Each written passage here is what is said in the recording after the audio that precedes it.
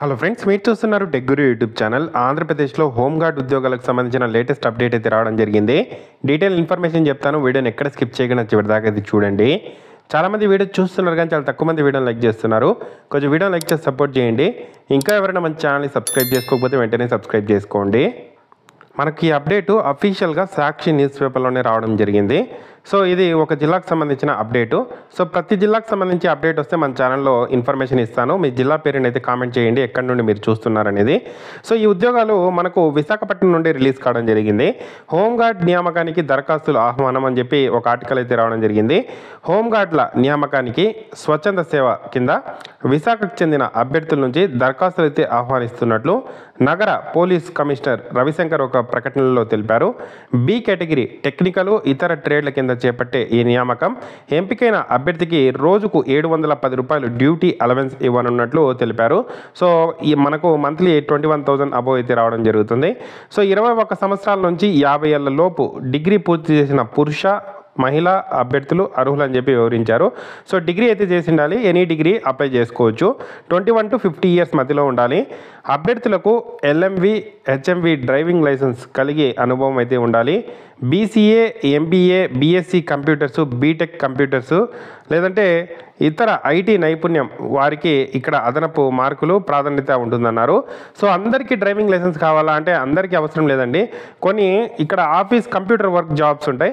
So అటువంటి వాటికి ఇటువంటివి అవసరం లేదు. అటువంటి వాటికి బీఎస్సీ కంప్యూటర్స్ కానీ బీటెక్ కంప్యూటర్స్ కానీ లేదా ఐటీ సంబంధించి ఏదైనా మనకు సబ్జెక్ట్స్ సంబంధించి ఎంబీఏ బీసీఏ ఇలాంటి సబ్జెక్ట్స్ ఉంటే సరిపోతుంది. సో ఇక్కడ మీరు అప్లై అయితే చేసుకోండి. అభ్యర్థుల నుంచి ఈ నెల 30వ తేదీలోగా దరఖాస్తులు అయితే సూర్యాబాగ్ ప్రాంతంలో ఉన్న కమిషనర్ కార్యాలయంలో నేరుగా కానీ లేకపోతే నేరుగా మీరు వెళ్ళలేకపోతే cp@vrpc.ap.poice.gov.in ఇది పోలీస్ ఉంటుంది, ఇక్కడ వెళ్ళిపోయింది. సో చూసుకొని పంపించండి.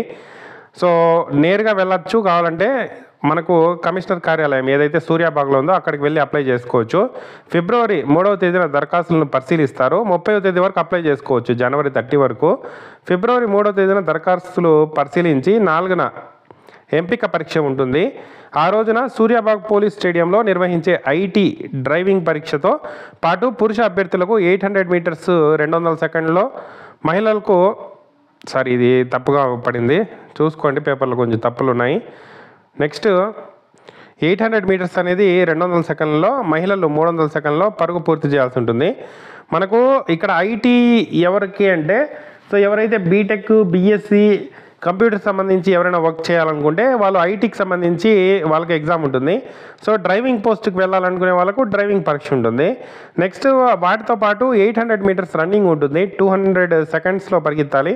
మహిళలు అయితే 300 సెకండ్స్లో పరిగెత్తాలి. దరఖాస్తులు వెరిఫికేషన్ వచ్చే సమయంలో అభ్యర్థులు తప్పనిసరిగా విద్యార్హత, కులం, heavy driving, light vehicle driving license, computer విద్యార్హత పత్రాలు, విశాఖ నేటివిటీ సర్టిఫికేటు ఒరిజినల్తో పాటు జిరాక్స్లు అయితే తీసుకురావాలని చెప్పి సూచించారు. సో ఇంట్రెస్ట్ ఉండే క్యాండిడేట్స్ అప్లై చేసుకొని ట్రై చేయండి. ఏదైనా డౌట్స్ ఉంటే కామెంట్ చేయండి. తప్పకుండా వీడియోని అయితే లైక్ చేసి షేర్ చేయండి. ఇది విశాఖపట్నంకి సంబంధించిన జాబ్ అప్డేట్. ఇటువంటి మరిన్ని జాబ్ అప్డేట్స్ మన ఛానల్లో రెగ్యులర్గా అప్డేట్ చేస్తుంటాము. తప్పకుండా వీడియోని అయితే లైక్ చేసి షేర్ చేయండి. ఇది అఫీషియల్గా సాక్షి న్యూస్ పేపర్లో నిన్న వచ్చిన ఆర్టికల్, 11th పేజీలో సాక్షి న్యూస్ పేపర్లో నిన్న వచ్చిన article, district Visakhapatnam. Thank you for watching.